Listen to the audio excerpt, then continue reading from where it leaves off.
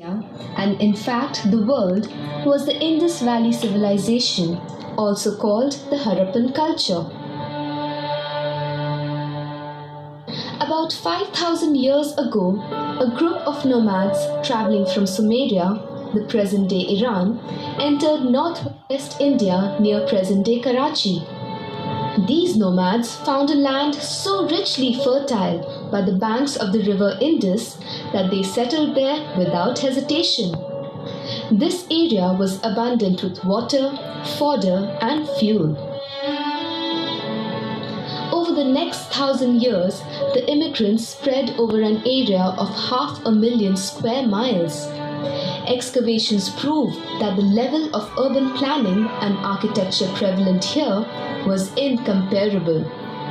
The anchor for this civilization lay in the beautiful twin cities of Mohenjo-daro and Harappa. The name Mohenjo-daro means Mound of the Dead in Sindhi. The city was built around 2600 BC. These cities were made up of bricks, either baked mud or wood bricks. The baked bricks were a superior version of the sun-dried bricks used in other civilizations. The amazing part was that the workers made every brick of the same size. The type of brick used ensured the durability of the buildings. Despite a population of about 30,000, the city had one of the best sanitation systems. Each house had a well from which it drew water. From a bathing room, the wastewater was directed into covered drains along the main streets. Since all the streets were well drained, the city remained dry and clean. This is evidence of a very modern method of sanitation and sewerage. Mohenjo-daro was primarily an agricultural city.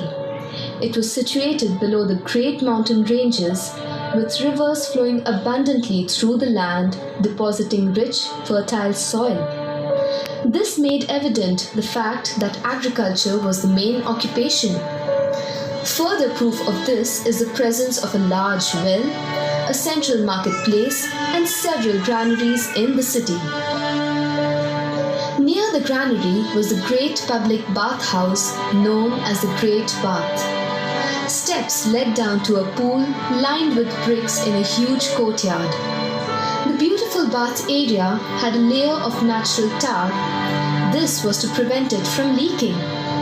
In the center of the bath area was a swimming pool. The purpose of the Great Bath was assumed to be for ritualistic bathing. This is a practice followed by Hindus even today.